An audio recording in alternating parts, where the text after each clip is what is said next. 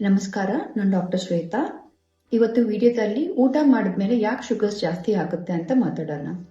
ನಾವು ಊಟ ಮಾಡಿದ್ಮೇಲೆ ನಮ್ಮ ಬಾಡಿ ಒಳಗಡೆ ಕಾರ್ಬೋಹೈಡ್ರೇಟ್ಸ್ ನಾವೇನು ತಿಂದಿರ್ತೀವೋ ಅದು ಡೈಜೆಷನ್ ಪ್ರಾಸೆಸ್ ಆಗಲ್ಲಿ ಗ್ಲೂಕೋಸ್ ಆಗಿ ಮಾರುತ್ತೆ.